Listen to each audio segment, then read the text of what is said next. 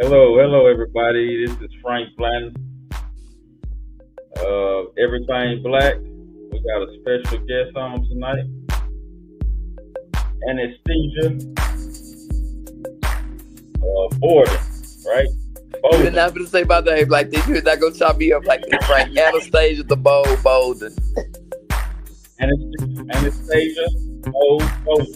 Deidre, did I say it right? Yes, Anastasia. Anastasia, actually. It's supposed to be pronounced with some regalness. It's Anastasia. Okay, Anastasia, The Bold. the Bolden. Golden. All right, we got it down. We got the book behind us. It's called Indiscretion. Mm-hmm. I think I spelled it wrong on the title. But anyway, we'll fix that later. So, when we get started on the book, let me turn the music on. Like the music? Like the music? Do you like the music? I absolutely do. Okay. But maybe I need to change the music. No, I like the music.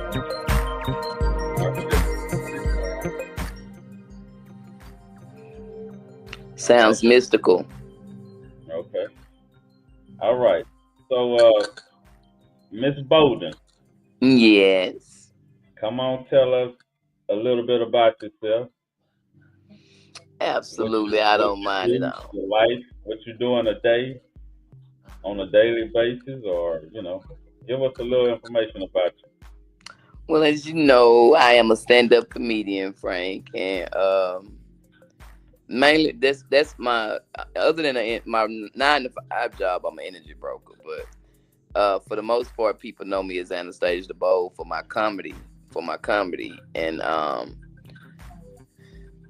this year for 2025, I'm just gonna be tapping into all my gifts, and right. Excuse me, writing is one of them. Growing up in school, I was always in tag or laureate and stuff like that, which are classes for talented and gifted kids, and mostly it's kids with a uh, strong energy for writing or literature. And so, with that being the case, this year, December, these last 2 weeks of December, I have been writing. And Indiscretion is a book that I have been working on for quite some time. My character Adele, um, the protagonist, is a woman who um, uh, does not feel it necessary to keep a man.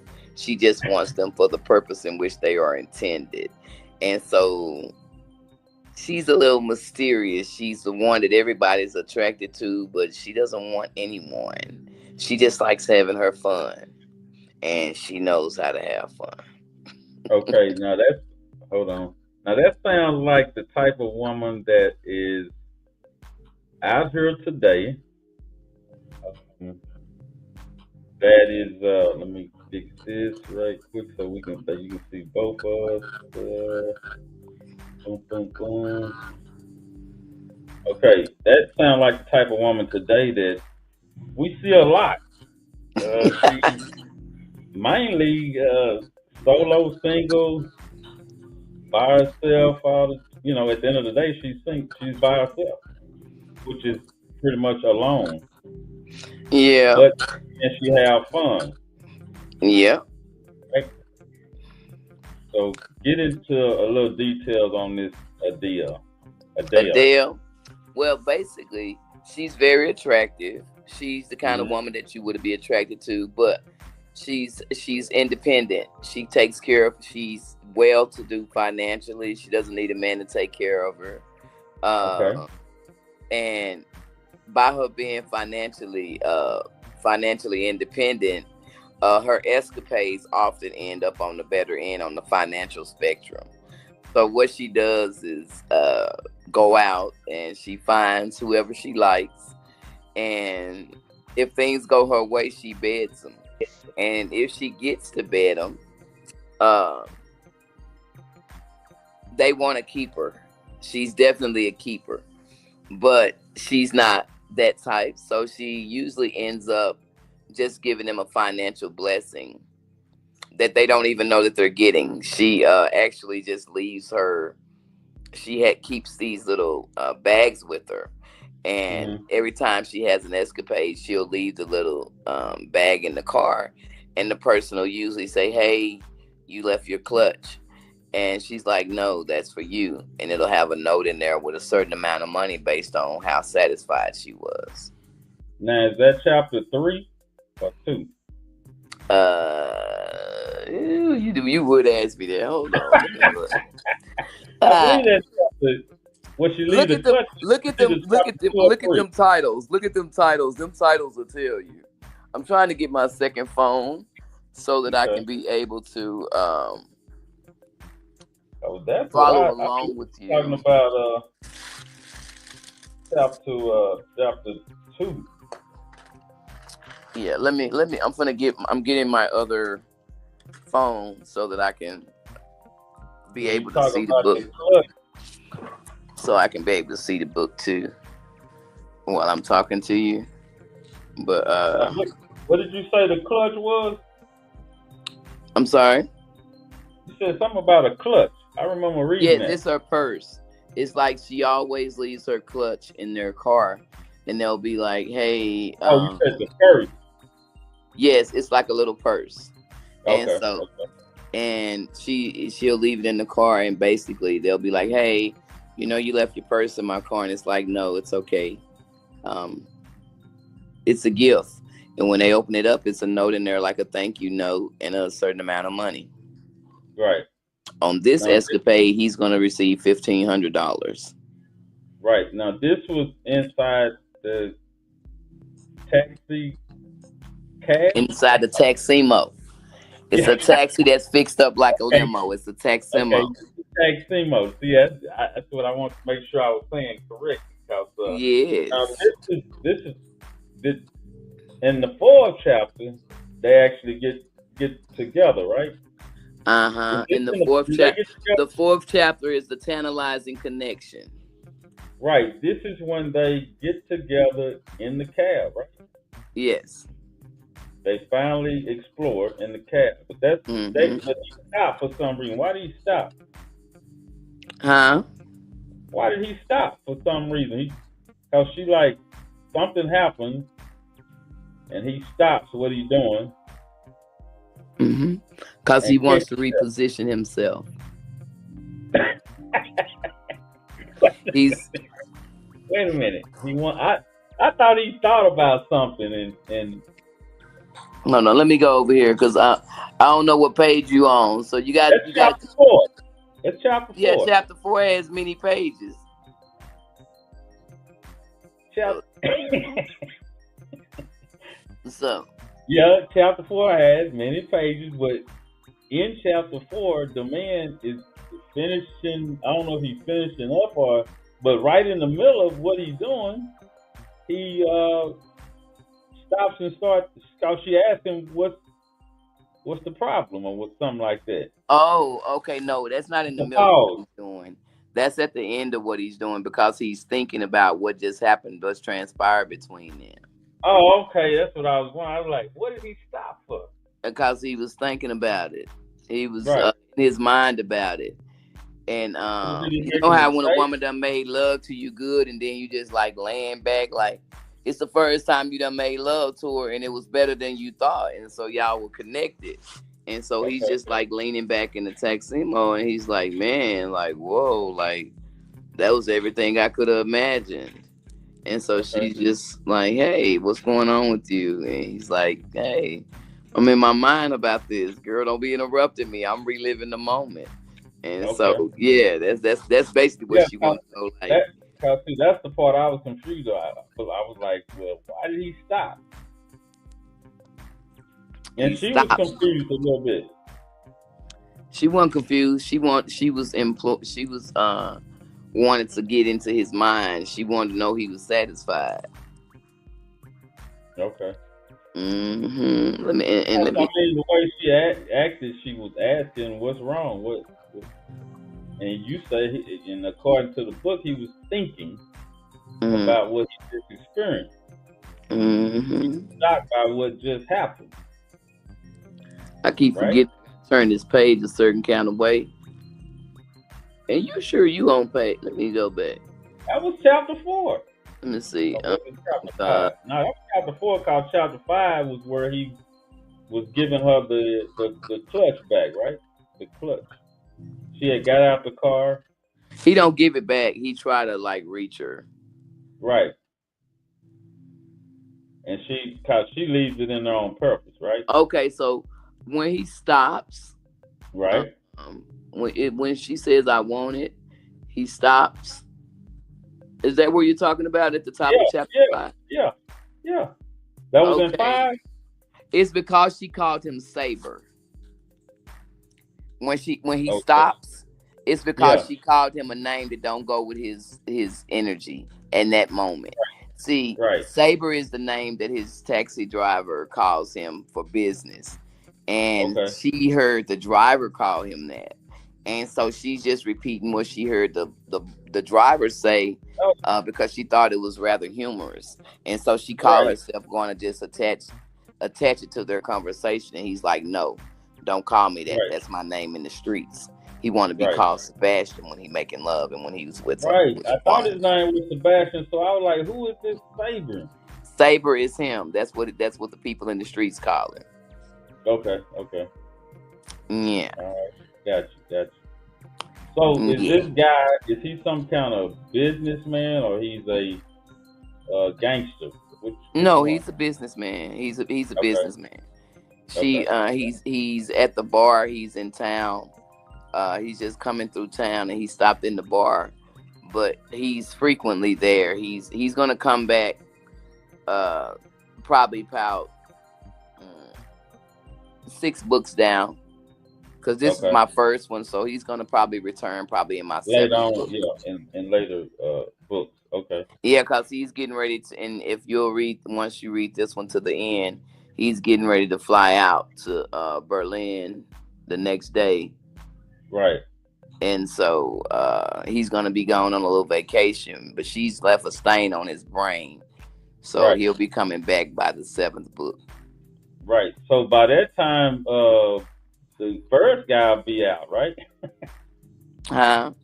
Her first guy that she mentioned, Tommy, will be I don't out. know if Tommy will be out then. 17 months.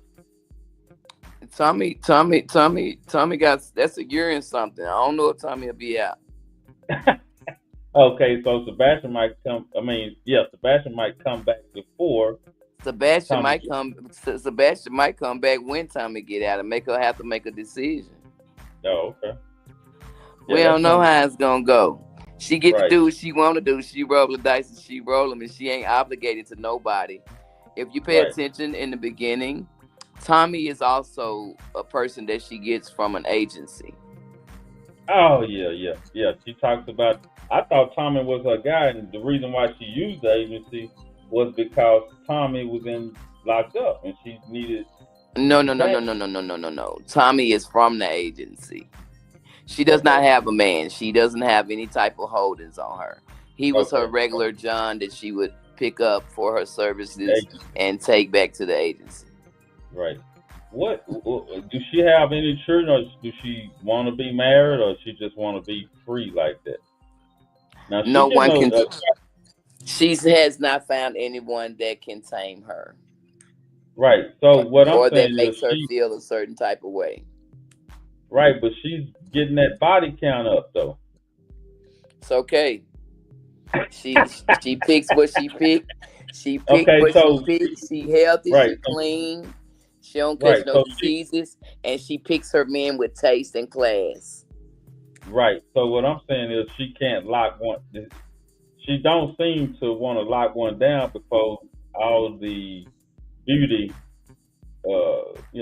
before her season runs out. No, she is not interested in locking anyone down. She likes to have her cake and eat it too. She's So a she woman gonna of the end up world. She likes variety. Right. So how far she plan on going with this variety? Is she not ever? She gonna end up being 60, 80. You know, She doesn't give which her is age. That's the thing which is about her. No one that's knows right. she's a. That's the next question I was gonna ask. What? She does How not old give her age. She's just a mysterious woman that's well rounded with wisdom and knows how to satisfy a man. is And she? her age, when people find out her actual age, they're not going to believe it because she looks nothing like her actual age. So is she some type of angelic being? She take you on an exploration. She takes you on a love high and make you feel like she's an angelic being because everybody loves her. Every person that comes in contact with her, they love her energy and the way that she makes them feel. She That's what knows I how was to make a man feel like a man. That's why they want to keep her. gotcha. So we have how many more book? You say the sixth book. So this the first one. So we Yeah. got five more books to go through, right? Oh, she's gonna have many stories for you to read. Okay. I've So already been requested for the next. I've already. In fact, this one book has a different version. mm-hmm. This is the uncut version, the one that we're Okay. reading. This one is the Okay. uncut version with the roses on it. But there's Okay. another of the same book with the same story, just Okay. told in a more ladylike way. Because Adele is bipolar, Okay. Okay. so she is bipolar. Is Adele getting One side of counseling? her is a nasty girl, and the other part of her is a lady. So So depending on which energy you're talking to, that's the book you're reading. So if you're a right. nasty girl and you're a freak, you're gonna want the one with the rose on it. But if you like to be loved on, pampered, and talked to nice, you might want the one with the gray with the city at the top and the rain at the bottom on the glass. Okay. So go. Let me get your cash app on her so we can go and find out what this book costs. Give me 1 second.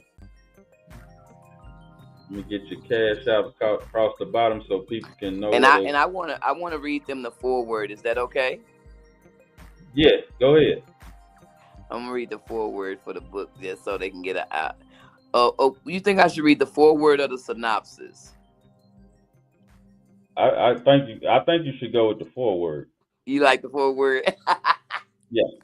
I love you, Frank. You a mess. Okay, now let me do this.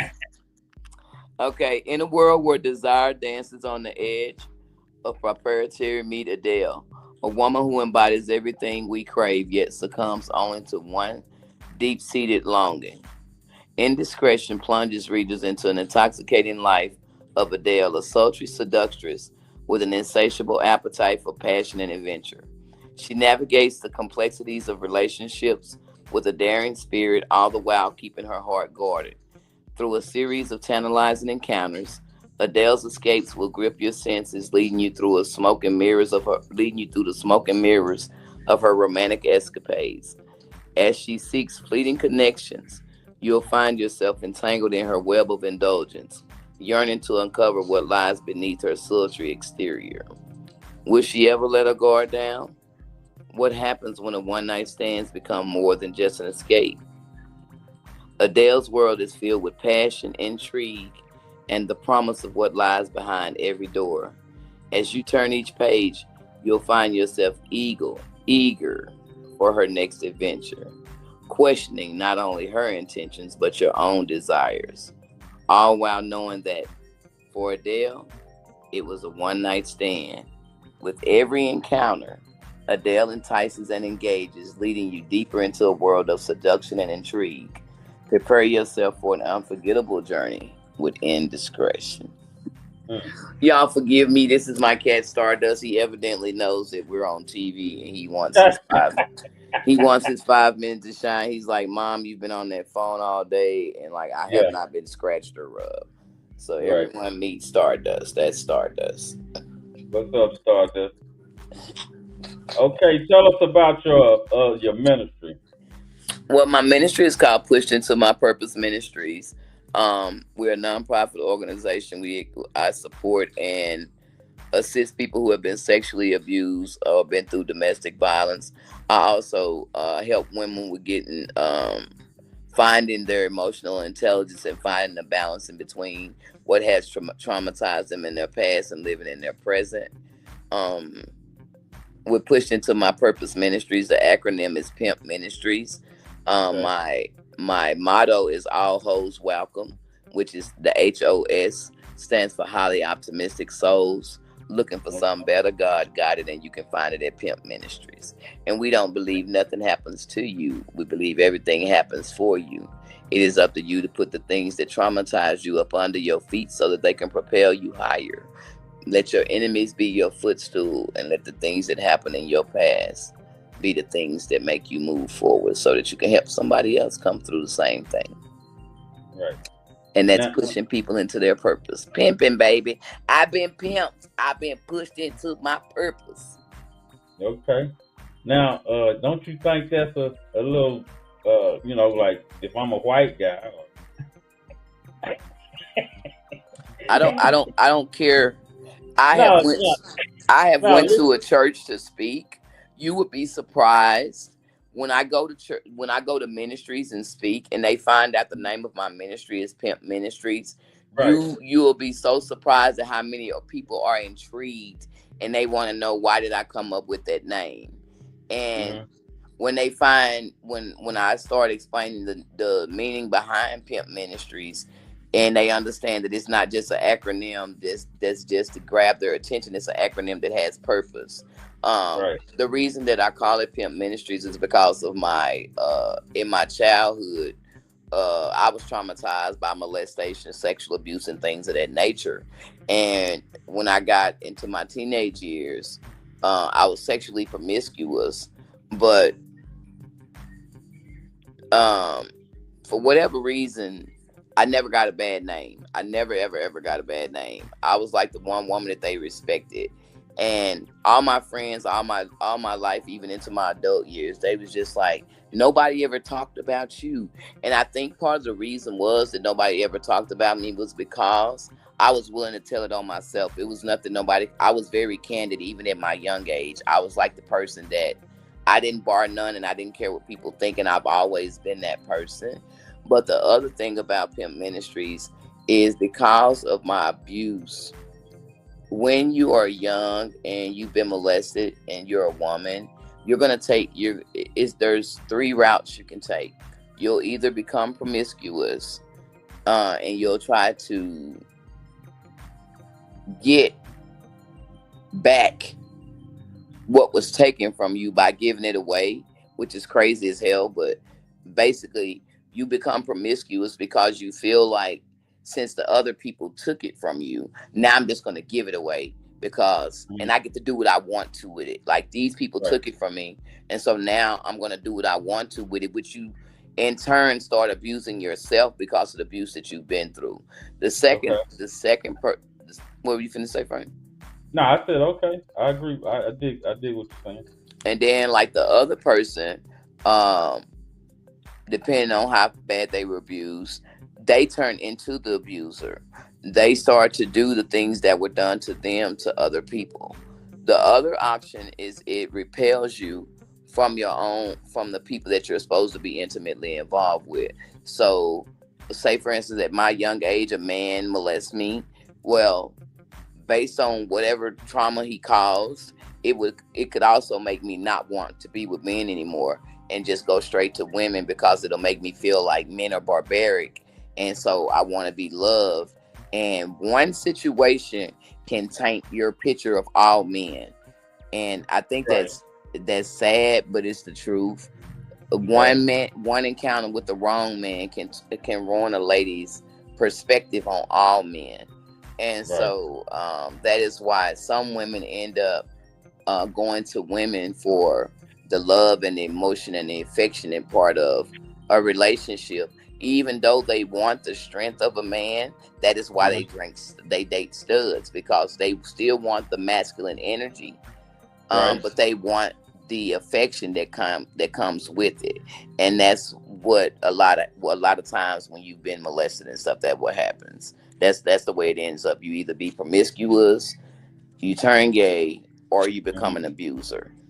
Okay, let me ask you this question since you was talking about the stud part. Hmm. Um, a lot of them would tell you that they wasn't molested. That's just what they choose to be. Is that you think that's true or Yeah. Yeah. I do believe people can be born gay, and the reason I believe that is because I done seen babies that are less than 6 months exhibit gay behavior. less than 6 months? What they doing? Like babies less than a year have exhibited gay behavior. Give me an example. Um, every time the baby cry, he make this like little weird ass noise at the end. Like it's like the regular cry for a baby is like ah, ah, ah. Well, gay one of my gay people in my personal life, when he was young, his cry was like ah. It would go ah, ah, I don't mean to ah. laugh, And he always held his bottle. When he was right? young, he held his bottle by the nipple. He Okay, never he never held his bottle like a bottle. He always right. held it by the nipple. And My you daughter figured is it, gay. My daughter right, is gay. When right. my daughter was 5 years old, her brother was 7 or 8. He came in the house. He came inside. He said, "Mama, Nene gonna be gay." And I'm like, "Boy, don't say that about my baby." I'm like, "Be quiet." But this was her big Mhm. brother. Okay, He went back outside. He came back in the house. He said, "Mama, Nene gonna be gay." And I'm like, and he was 7 or 8. And I'm like, "Shut your mouth. My baby ain't gonna be gay." So right, when he came back the third time and he said, I said, "Why are you saying your sister gonna be gay?" He talking about right. mama because she keep on breaking these dogs' heads off. She keep their legs up. She kept on every dog I would get her, she would break the head off the dog and she would always keep their legs up. When she was in the back, like 2 days after this incident, I was in the backyard and we at this time we had a house, we lived in Oak Cliff. And my daughter had a doll house that was made of play school blocks, those like the Lego blocks, but the Mhm. big ones for when you have a big house outside that you can walk Right, in for like a two right, or 3 year old. right. My daughter at age 5, that thing weighed at least 25 pounds, 20 pounds. Okay, She was in the backyard. She scooped it up. Our yard was very big. It was at least 15 feet. She walked with it like nonstop for mhm, at least 4 yards mhm. before putting it down at five Right, years old and then right, just picked it back up and towed it the rest of the way. But the way that she did it was very masculine. Very okay, masculine. And I was like, Lord. And then I have a dominant personality. My energy is very strong. right, And um sometimes I feel like my energy is almost masculine. And so I think some of that came off on my daughter. And so yeah, but yeah, I well, do believe kids can be born gay, and people be talking about God don't make no mistakes. They're not mistakes. Your sexuality doesn't keep you from being in my this is my own opinion. This has nothing to do with the platform that I'm on. This is my personal opinion. I do not believe that being gay will separate you from God. I don't believe that because we're spirits living in a vessel. Spirits right, don't have a sexuality. This is just like a car, getting into a car. If you right, were to get in your car is not a girl or a boy. Your car right, can't drive until you get in it. Your body can't move until your spirit awakens. So right, if we were to take our bodies off, we're we're spirits having a worldly experience, and we're not people having a spiritual experience. gotcha.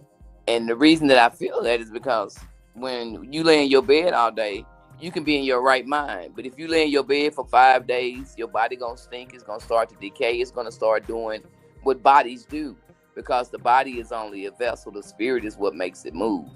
And Right, so, if you understand spirituality, you will understand that that's why we have like people, grandparents or somebody that died, and then now another baby will be born, and they like that baby walk like Papa, act like Papa, and it's a girl, but it got the energy of the grandfather. It acts, does stuff that the grandfather done. It's because the spirit moved. It went to another house, or the energy left some energy with someone. I believe in that kind of stuff, but anyway, that's neither here nor there. But yeah, No, um, we're not rushing. We're not rushing. Take your time. I honestly believe that, and I don't really think God is a God that cares who you're screwing. I don't think He's really concerned with your body parts. I think He's concerned with your heart. Now, if what you're doing is causing damage or causing, if what your lifestyle is causing someone else hurt, harm, or danger, I think that's a problem. Um, but if you're doing something in love and you're helping, and God sees the heart. We're just judgmental based on what we think is right, but God sees the heart. And so God sees what pain propelled you to do whatever action that you're doing. um God knows and understands all. And even the good book says, in all things seek an understanding. We're so quick to judge, but we don't want to ask no questions about how a person got a certain way, why they are a certain way. Nobody wants to ask the tough questions. Nobody wants to hear the why. And then when they get the why, they don't want to accept the why. I remember when I talked about my molestation on the air on another radio station, I had more Christian people call in and talk crazy and say negative stuff than any other group of people. Thank you, Father. And the reason that they were upset is because I said that I felt that my molestation, what I went through, was divinely orchestrated Mm-hmm. in order for me to become who I needed to become in God, who, like, for the people that I needed to serve for my walk in my life on my journey. Those Mm-hmm. were the things I had to go to be able to fulfill my mission. And when Okay. people understand that we are predestined to go through certain things, they'll understand that nothing happens to them, everything happens for them. And you can either look at the cup half empty or you can look at the cup half full. I Right. choose to look at the cup half full, Okay. because I wouldn't trade anything. I wouldn't change my life, because everything that happened in my life made me who I am today. I wouldn't be as good as comedian as I am had I not went through the abuse I went through. My Right. abuse is what shaped my ability to articulate, speak, be funny, be able to be empathetic to others. It's what made me. And if you and most people, their abuse is what made them strong, whether they want to give it credit or not. The Okay. reason that they're good parents, because they, whatever molested them or made them, whatever thing traumatized them, made them respond a certain way. I don't know why this just came in my spirit. A lot of people like to complain about not having mothers and fathers in their lives, Mm-hmm. and they'll give their parents like all this grief about not being in their life and things like nature. And so my daughter, I'll use my child for example.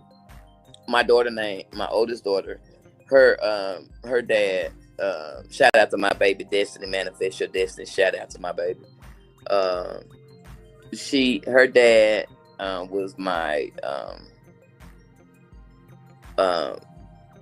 a high school crush. Okay, so let me tell you about this crazy stuff. So I had a crush on my daughter's dad when I was in like high school, middle school, like, and but I couldn't go with him because I was too little. I was too Right. young to date him. So what I did was I would date his brother when he was young and go sit at their house on the end of his brother bed and stare at his big brother. I never goosed his little brother, but I would only date. I only dated him because I wanted to look at his big brother because I couldn't do nothing with him. So I would just go over Right. there, eat his candy, eat his apple, and sit on the end of his bed and stare at his brother. And we are, and we stayed friends even after, because some kind of way he ended up finding out that I had a crush on his brother. It was so funny though, and but it was like I had this crush on his brother, and then when I turned of age, I think I was like 26. My baby was born in 91, 74, 74, 91, 74, 91. So 27, 27. That's right. So I was about 26 when I went back to Lubbock, and I was grown, and I Mm-hmm. wasn't looking for that man. I wasn't looking for Right. that man. And Right. I couldn't find him where I had seen him before, but I ended up going out to the club with my aunts, and he was there, and he walked up on me, and he said Anastasia, and and it was like I melted. I remember the song, Right. I remember the music that was playing, everything, Right. and I still had the same love for him that I had as a little girl. Like every emotion just flowed to the front, Right. and we dated. He became my boyfriend. I had my daughter, and then once I got my daughter by him, um, I don't know. Once I got pregnant, something changed in me. It was like, okay, this ain't what I want. He still stay with his mom. I don't want this. Let's go. And so I left, and I left Lubbock, and I brought my daughter back to Dallas. Um, and a whole bunch of other crazy stuff happened because I had a boyfriend in Dallas. I was really a bad girl. I was a bad girl at a young age, and everybody and every guy and some kind of like, it's similar to my character Adele. I was wanted, but I didn't want nobody because I was molested.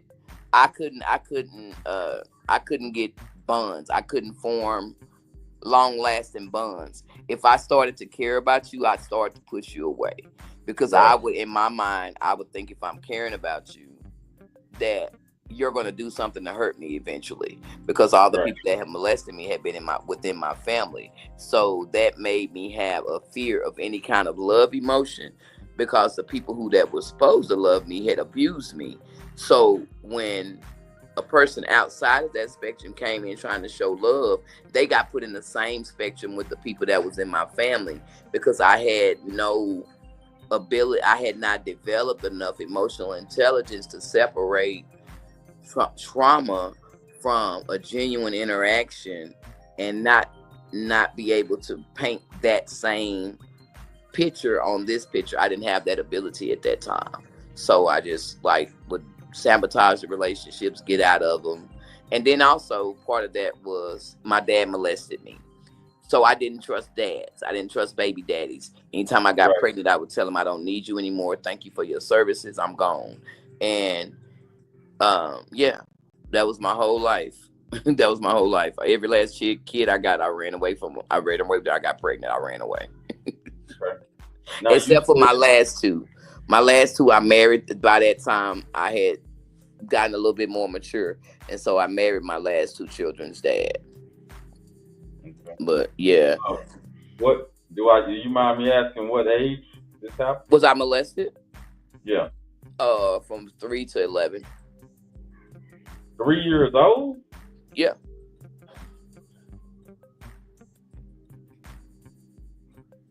You Yep. mean to tell me you was 3? Yes. My uncle was performing oral sex on me. Your uncle? Yep. My mama's brother. Okay, but what was the deal? Did you say your dad? My daddy molested me when I was older. My uncle had access to us because he was a babysitter and he was in our same age range. And so he was the babysitter. He was the person who had to walk us to the store. So he got to take quite an advantage. And then I had a little sister that I knew that he would try to molest her too. And so by me being the big sister and I already used to being molested, I would put myself in harm's way to try to keep him from molesting my sister. But as when we got older, I found out he's like everything still happened anyway that I was trying to prevent. But yeah, yeah, What was the mom at? my shit. She where the fuck she was at in her room or at the crack house or Okay, so it sleep. was right. So Like she wasn't mentally there for you then. you know what? I'm not a person who do the blame game. I prefer to say she didn't know how to protect me because she wasn't protected. Gotcha. Oftentimes, once you get mature and you start like analyzing your parents' lives and like really like looking at their lives and like just giving a damn and stop blaming. Get out of your get out of your feelings and try to get an understanding. Like, why didn't my mama do this? Why didn't she fight for me? Why didn't she do this? And when Right. I looked at it and I started like looking back, my grandmother was born into a family where she had like 10 brothers. She was the only girl. My granny was very, very, very, she drank a lot. She cussed a lot. She never talked about her uh, life as a child. But I remember when she was in the nursing home, I asked her, had she ever been molested? And she turned her face away from me. And she said, her only answer was, Rui always protected me. Which meant somebody had molested her, but she had one brother that would protect her.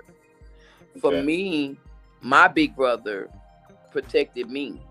I remember staying with my grandmother for the summer, and it was me and my brother. And this what stopped me from telling. This is what stopped me from telling, because I would tell when stuff would happen, and it was almost like it fell on deaf ears. Like they would find a way to like make you think you crazy, and you like, I know this shit Yeah. happened. I don't know what the hell y'all talking about. But I remember I told my grandmother what my uncle had did. No, I told my brother. My grandmother hadn't came home yet, so I told my big brother what had happened. Like, I told my big brother, I was like, hey, Unc did this right here and did this and this to me, and put his meat, place his meat don't go, and he was humping on me and all this right here. And my brother whooped my uncle's ass. It was the first time my brother my uncle used to always bully my brother, Uh-huh. but that was the first time I seen my brother whoop my uncle's ass. Right. And then he got put out of my granny's house. Your uncle or your My brother. brother Your brother got put out. What they put him out for? for beating up my uncle, cause that was my granny baby boy. And him and my brother was only like 3 or 4 years apart. This is So Do you that think he made did me. something to your brother? They put him because okay. So you have to understand ghetto dynamics. My uncle was my granny's baby boy.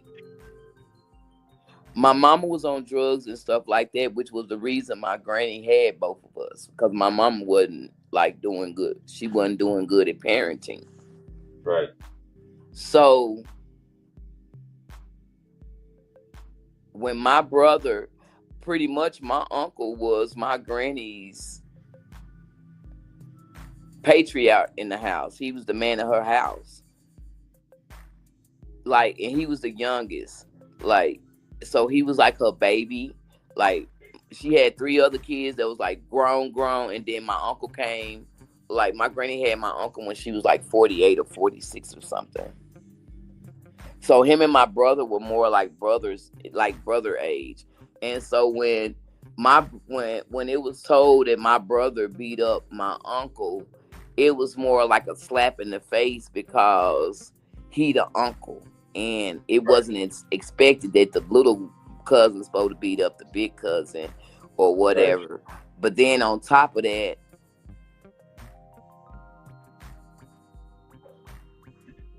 for whatever reason, they made him feel like he was trying to be grown by trying to protect me.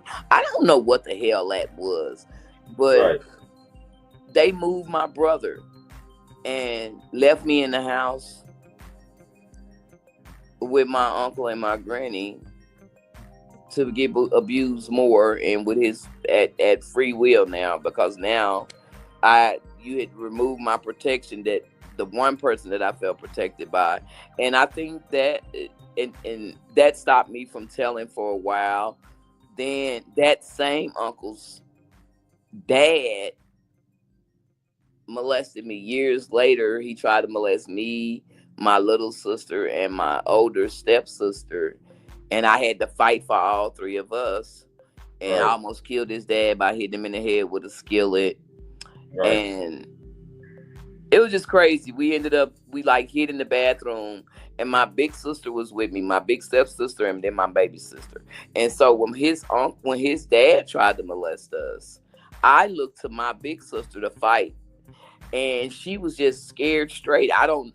And in that moment, I matured probably 30 years in that moment, because I looked at my big sister's face, and Uh-huh. I read on her face that she had been familiar with this kind of situation. I don't know how I knew it, but I knew it. I knew that Right. she had been going through abuse already, and that she was scared to fight him back. And my little sister was with me, and I had a big ego even as a little kid about my little sister. And so when I turned to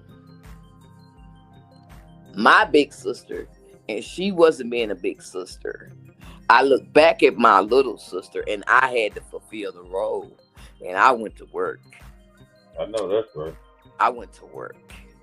And I don't know why this is making me emotional, because I done talked about this shit 1,000 times. But Right. we ended up going and locking ourselves in the bathroom, calling our parents, and they came home. We told them everything that he had did to us, and that he was trying to like feel on us and trying to have sex with us and all this stuff. And they knew we were telling the truth. They knew we were telling the truth. But when Right. we got to 85 Stemmons up there on that 23rd floor, 22nd or 23rd floor with that white man, all of a sudden all the adults went crazy. And it Right. was like the kids were talking, then we would be telling what happened. Then the man, that's the psychologist man, would ask the adults if this what happened. And then the adults would give a different answer. And then they would turn around and start rearranging the questions to get us to get him a different answer. Mm. That I did not know affected me up until my 40s. Right. I had extreme anxiety when people started to ask me questions. I did not like questions. You could ask me one or two questions, but if you started like making me feel like you were prying, I would back up way so fast, and it had me having relationship problems too, because Right. I would always think that if somebody was asking me a question, they had a motive, and that they were going to do something to betray me, just based on that situation, not knowing how it had planted a seed in my spirit that every time I tell the truth, somebody convinced me I'm telling a lie, and they're not really listening to what I'm saying. Gotcha. And yeah, that shit was deep. And it's that way for a lot of sisters. It's that way for a lot of black men that don't know how to express themselves. It's so many black men that have been molested, I know. that don't talk, and they don't have a they don't even have a platform to talk on. And that's part of pimp ministries too, because I allow men to express themselves as well. And I know so many husbands secret that their wives don't even know about them being molested and going through stuff. And every time I ask, I'm like, why haven't you told your wife? And they'll be Right. like, because I think she'll use it against me. And that is so crazy to me. I couldn't be married. I couldn't be married to somebody that I thought if Right. I was vulnerable with them, that they would use it against me. To me, But that says you're married to the wrong person. But this is the right. world we live in, where people are comfortable being with people that they can't be comfortable with. Crazy. Right. Well, in society we are comfortable with racism. So if you allow racism, you allow any insanity into your life. Well, Um. So we had a great talk tonight, oh yeah. and I think I it's did out late. talking. You ain't said nothing. But hey, that's the You way a you good talk. listener though, Frank. That's right. That's therapy. That's therapy, Yeah. right? So Yes, it is. we're gonna I've come back. enjoyed this too. I've enjoyed this. For 2025, I really want to help more women. Hmm. Um, I want to help a lot more women to become free of their trauma. And tonight, I want to share this with you. Tonight, when we went to feed people in South Dallas, we were over there by the packing house in South Dallas off of Martin Luther King. And you know, I'm a spiritual person, and so we were feeding the people, and we was passing out plates. And there was a car in the parking lot that was at the very far corner of the parking lot. And as I was going back into my car to get some more food or something, the Spirit of God said, "Go over there to that car." Uh-oh. I And was going so to tell you to go ahead and tell us about what happened when we was out the other night, and this guy that you had met, you had talked to him, and I his had dad. I had another one of those phenomenons last night, bro. So a lot of people don't know I'll share it. that Yeah, you deal I'll in share that. that. Just bring me back to it when I get you telling you this, because Well, we gonna my butter forget like a mug. no go But ahead and do this one. Then we're gonna come back, cause you coming back. Like hopefully tomorrow night you come back. I come back tomorrow. I don't got no issue with it. I'll You be know, right back on 'cause here with I you want you to tomorrow. be a host on. I want you to come on and host the show sometime and just talk and fill in like you do, and we're gonna get this thing rolling. I love But it, go ahead Frank. and finish the story. But so I ended up going over to this car, bro, and it was an elderly lady in the car. God sent me to the car. It was an elderly lady in the car. She was 72 years old. She was contemplating suicide. Okay, hold on before you finish the story. Now I want to say this. I've heard her talk about this with other people, and what she's about to tell you is true now. I want y'all to know this is true. It may seem strange, but it's true. Because I've heard her talk to other people, and these people have witnessed this with her. So here we go. Go Yes, ahead and finish up. yes, sir. So this incident I'm telling y'all about, it happened today, where I went to a car. God sent me to this lady's car, and the lady was in her car, like contemplating suicide. She's 72 years old, and God sent me to the car, and I just started telling her I love her. I just started to tell her I love her, and I'm like, and she's like, "Why are you at my car?" And I said, "Well, the Spirit sent me to your car." I said, "I just wanted to come and tell you that I love you." And she got out the car, and the woman said to me, she said, "I know God sent you to this car." She said, "Because there's no way you could have knew what was going on in my car." And she said, "There's no way you could have knew what I needed, because I don't know you." And I just started hugging her and just speaking over her, because she was an elderly black woman. And our people have really gotten away from caring about each other. You know, we done lost all our like neighborhood grannies. You know, the grannies that used to be in the projects or the apartments, that no Yeah. matter what was going on in your house, it was one house you could go to. You could get cookies, you could get love, you could get inspired. We've lost a lot of that. Right. Long story short, I ended up hugging her. She gave me her phone number. We took pictures. She blessed me. I blessed her. And in that moment, she told me I'm her new daughter. I told her I'm going to be her new daughter, because the thing that she wanted to commit suicide was because her kids. She did all she felt like she could do. And she said, "I'm not being up to what they want me to be. They want me to be this because they have a lot of money now, and they want me to be this and they want me to be that." And she was like, "I'm not that." And I'm like, "You're enough." I said, "You're enough." I said, and the kids in this day and time, they have very entitled emotions. They Mm-hmm. don't understand sacrifice. They don't understand grace. They don't understand mercy. They don't understand that the only reason that there is success is because of the sacrifices you made. And she kept asking me, she's like, "How do you know what you're saying, but you don't know me?" But I was speaking through God's wisdom. I wasn't speaking No other way. I was only speaking to her heart because that's what God had sent me over there to touch. At the end of the conversation, she hugged me, and my daughter-in-law, both of my daughter-in-laws, and my another little goddaughter that was there. We all group hugged her together. We exchanged phone numbers, and she's already called me since I've been gone. We've already talked on the phone twice. I'm a firm believer that if we start caring more, we can get the love back in our community. I don't know if it was COVID or something else, but we've lost a lot of love. My spirit is telling me to tell y'all about the little boy. Somebody needs to hear this. I don't know who. So, me and Frank met through a mutual friend. My shout out to making the world famous, my bro VC, and my friend Miss Dee Dee Verdine, the realtor of the world.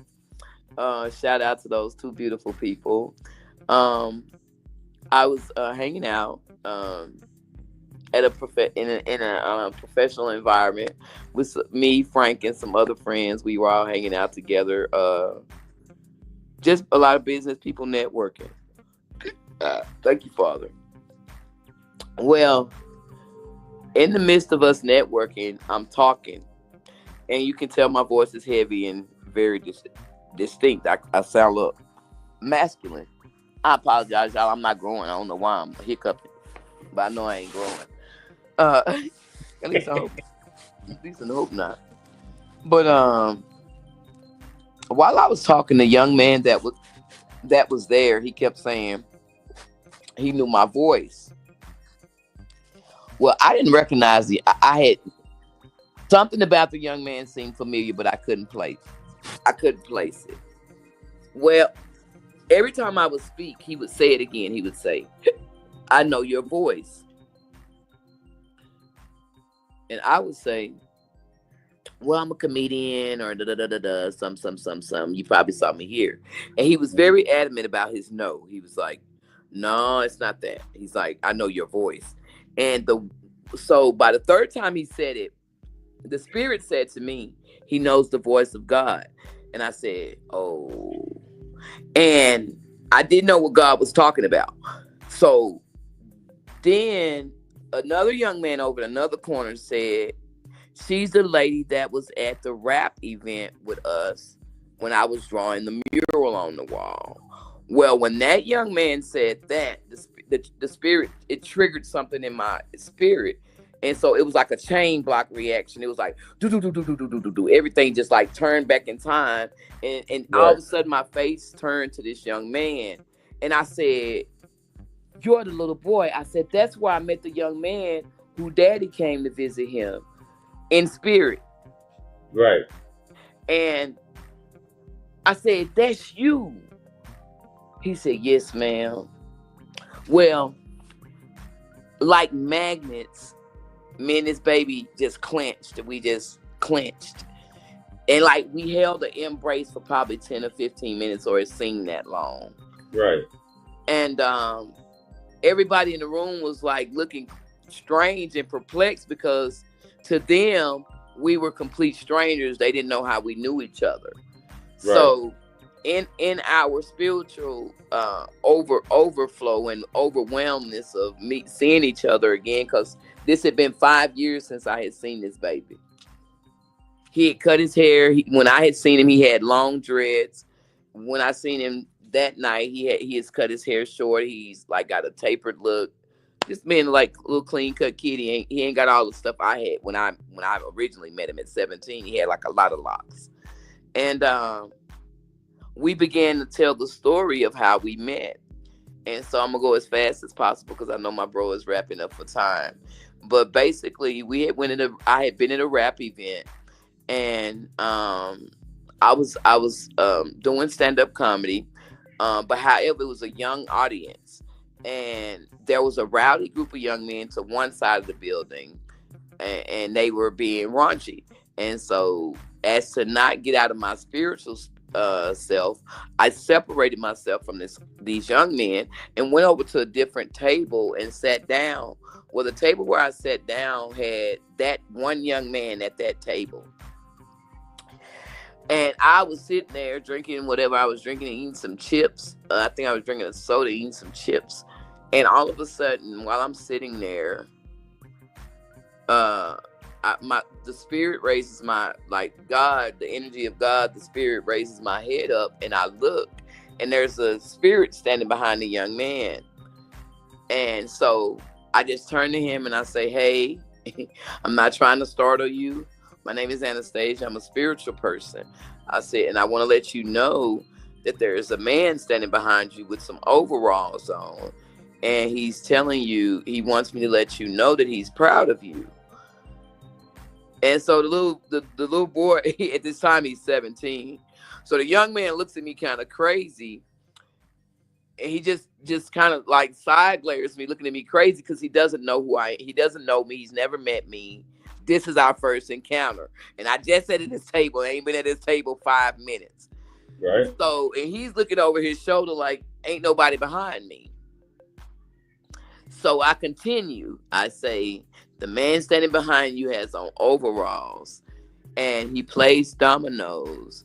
Mm-hmm. And when he hits the dominoes to the table, he stops right before he gets to the table, and he Mm-hmm. lets it slide onto the table, and he says some cliche stuff like that." So now the baby done jumped up and he's screaming, and he's like, "Preachers told me that that kind of stuff ain't real, but I know Right. you don't know my dad, and you Right. don't know me. So how can you know this?" So I kind of just touch him and I'm like, "Hey, I don't know anything." I say, "God wants you to know that you're not by yourself."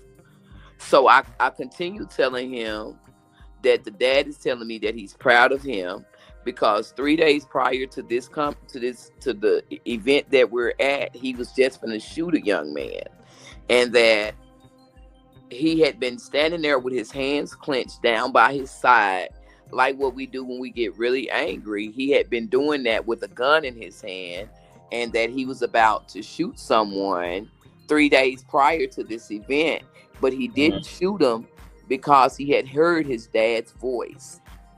I told him that I said those things to him. I Right. said, "You heard your dad's voice." I said, "He was with you. He was standing there with you."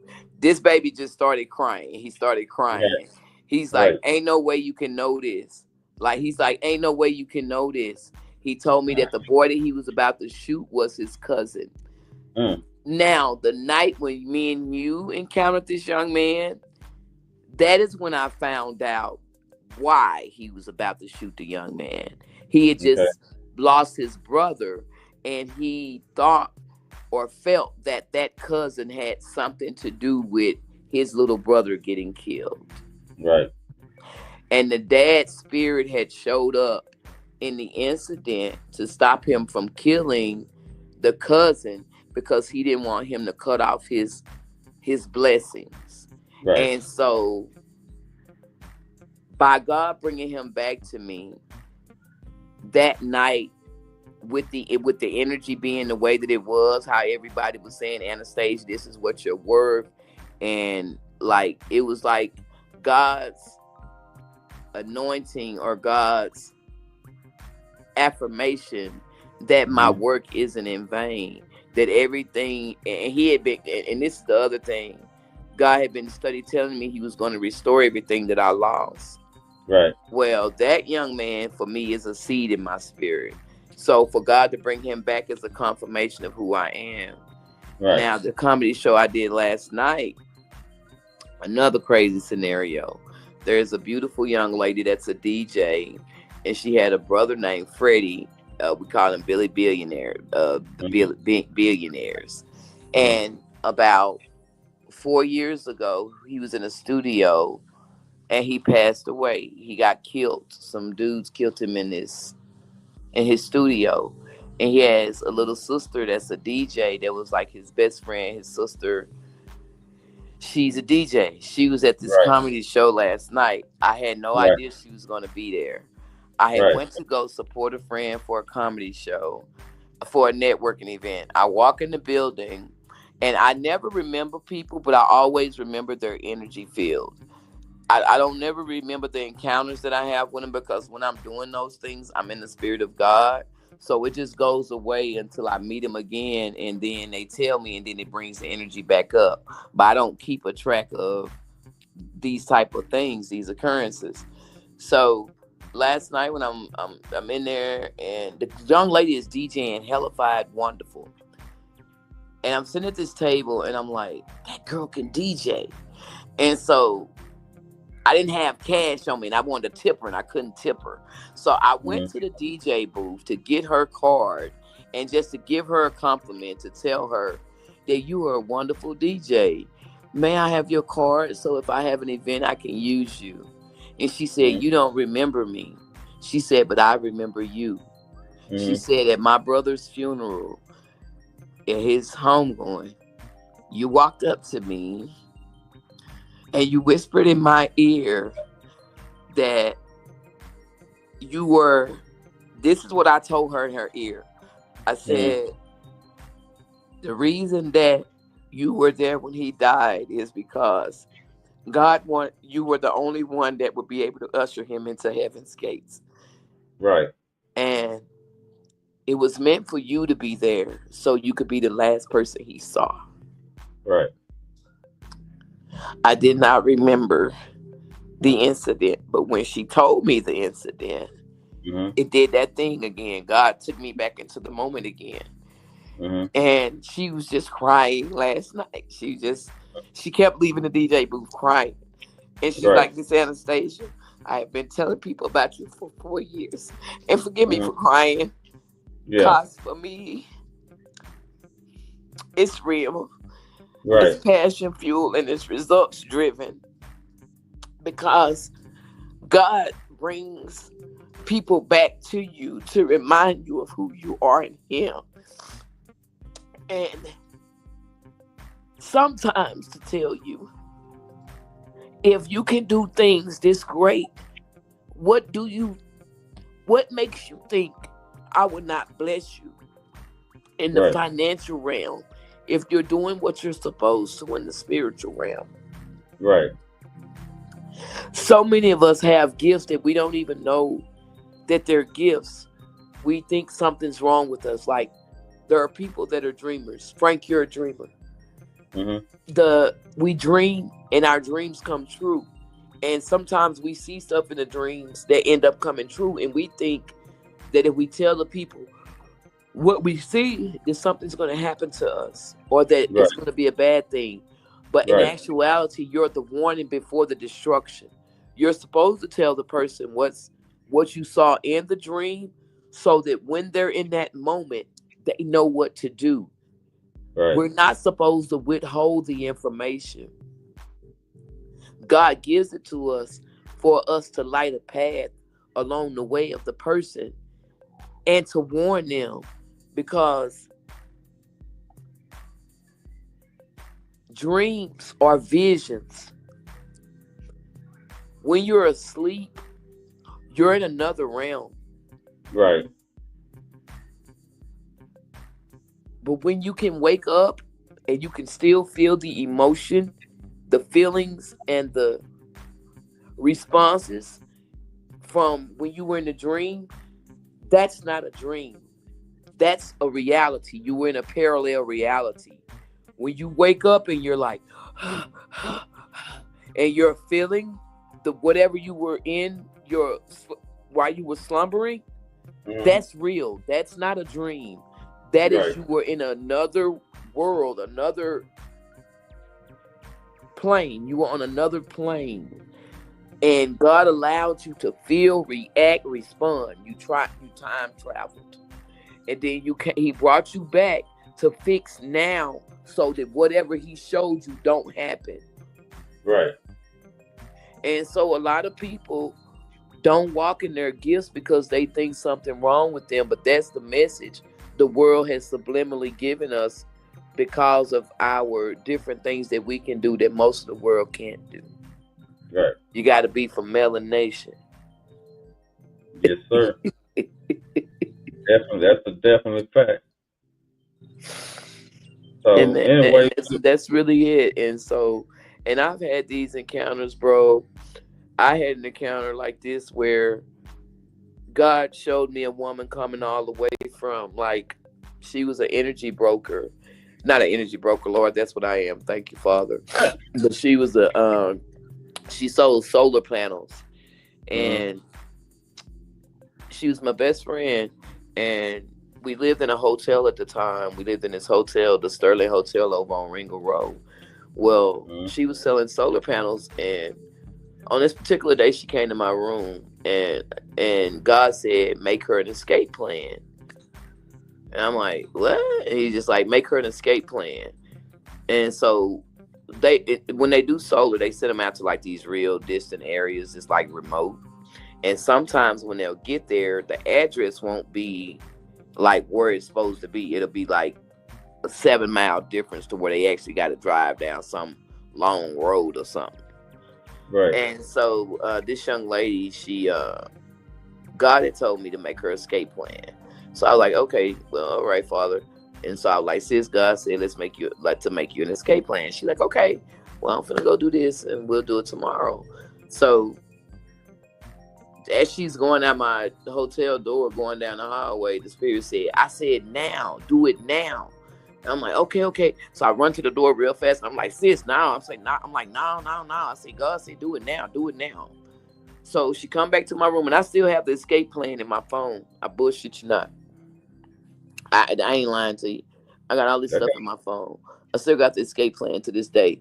But basically, I made up a thing where she fake like when she get there that when she get there, she takes a picture of the person's ID to verify that the person who she's supposed to be meeting with is the person that's on the thing. I made up all this shit the day before right. she goes to this place, that she when she get there, she verifies who they are, take a picture of the ID, act like she's sending it back to the people to verify I have contacted the person, blah blah blah.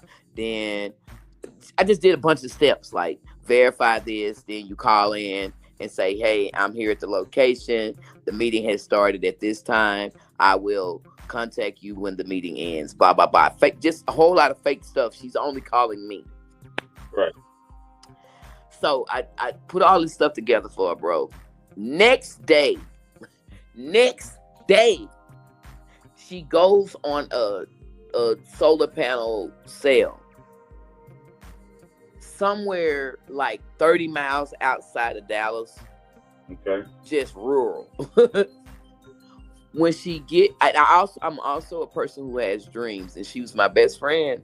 So whenever I would have dreams, I would tell her these dreams.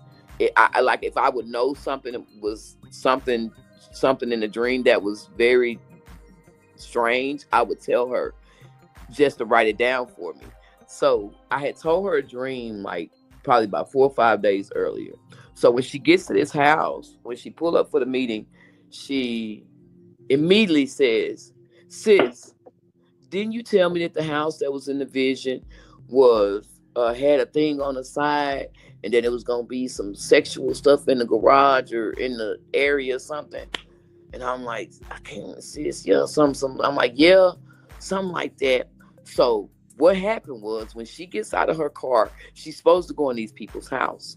Well, instead of them taking her into the house, they take her on around the side of the house to the barnyard area. Mm-hmm. Well, the man tells his wife to go to the front, but he takes my best friend, and he takes her around the side of the house by himself.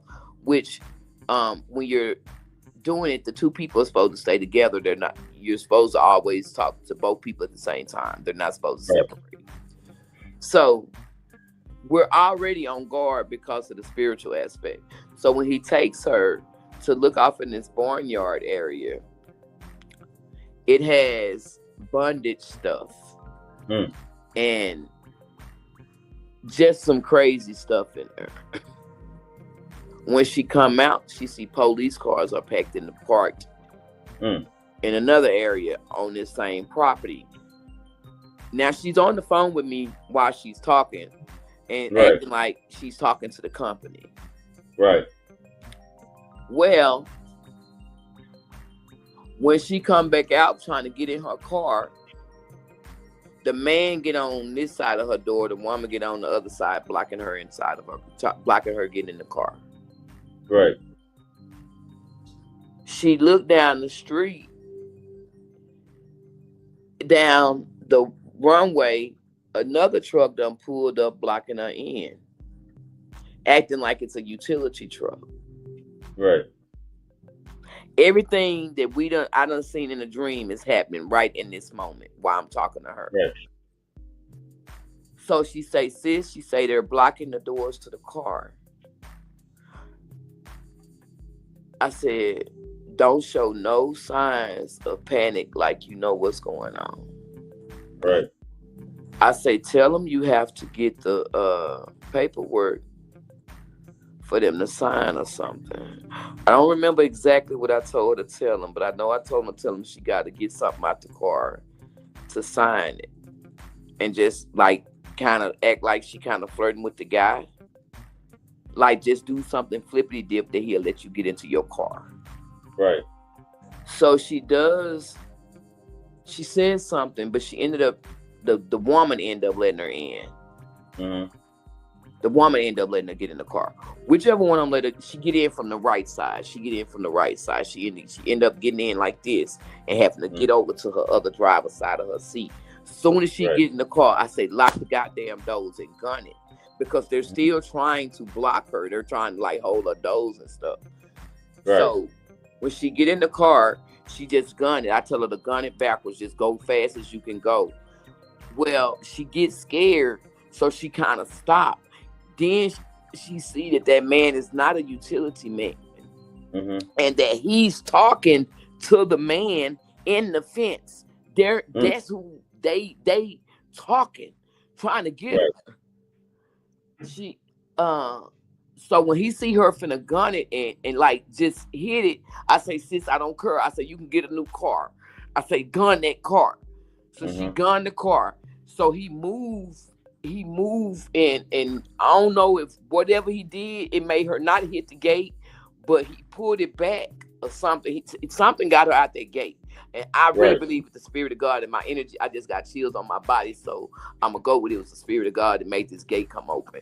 But she ended up, they followed her for 20 miles. Mm-hmm. The whole way,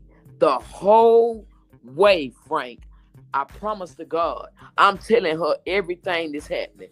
I'm like, sis, go to the gas station. I say, it's going to be a man. He's going to be at the other thing across from you. Take his picture. Let him see you taking his picture. They got people following her. They was a human trafficking ring. They was a human trafficking ring. And they had people at the solar company that were sending people, certain agents were sending people to wrong addresses to get the ladies missing. These people followed my sister all the way to Dallas. Bro, all the way. I said, this is literally what I was doing. You're going to see a white car on your right. I say, when you get about 3 miles down the street, it's going to be a lady and a baby in a car acting like they need help. Don't help them. They're a distraction. I'm doing this on the phone with her. I'm telling her, okay, now when you get right here, I'm like, keep driving, sis. It's going to be a black car coming out of a curve right here. She started screaming, oh my God, sis, the black car just turned out of this street right here. I'm like, sis, keep going. When you get down here, you finna see this. And God is telling me everything. Exact. It scared the shit out of me. Scared the shit out of me. I had never had a white woman sleep in my bed. At the time, I was homeless. Nobody knew this. I was homeless, living in a vacant house. My sister came and slept in the vacant house with me because she had never experienced anything like that. And she just wanted to be close. And me and my pop had a king size bed because we was homeless together. It was a situation where somebody was putting me out because I wouldn't sleep with them. And my godfather stayed in the house too. He was there before me.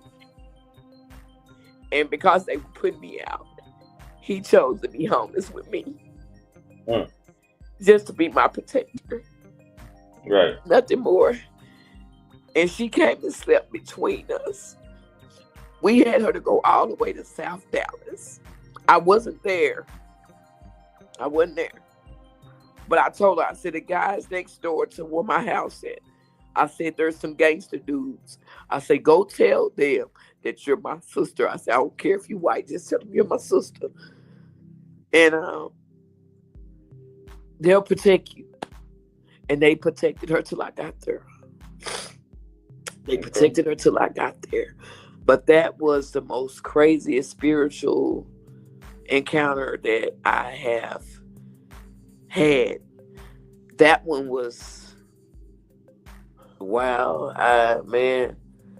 I think I was scared for 3 days after that. Yeah, I heard you. I was scared for about 3 days after that. And I had a boyfriend break up with me because I fought a demon. And I levitated off the ground. Well, you know what? We're gonna come back to Save them that stories. for tomorrow. Cause I know you're gonna be we're gonna have some fun on this channel with you. It's gonna be anesthesia, right? I call you Anastasia the boo. You can call me okay. anesthesia because I'm gonna be your medicine. So we're gonna be back. We're gonna end the show tonight. I got your cash app up there. I should be showing right now. If y'all want to send her a cash app, support her charity. Y'all can send a donation because every end of the month, every last Thursday of the month, we go and feed the homeless, and we raise $250 just to buy toiletries and little bags and stuff, so we can give them out in South Dallas. I also, if you like to get my book and you send a cash out, just put Indiscretion. Okay. In the memo, and Okay. I will send you and your phone number, because I don't know your phone number from your cash app. So put your phone number and the little book emoji, the little red book emoji, and I'll know to send you the book. Indiscretion is my erotic book, but I also dropped a motherless child, which is a self-help guide for mothers that didn't have mothers, or mothers that just want to be better mothers. We'll talk about that on the next one, but that is also one that I think that you would enjoy. So just let me know if you like the self-help guide for mothers. It's called The Motherless Child. Or if you'd like to get Indiscretion, which is my erotic fantasy novel. Just let me know, man. I'm with it. And I make sure you get your copies, Frank. Okay. And I have my cash out for you too. We're gonna end the show. We appreciate Anesthesia the Bowl. Thank you so much.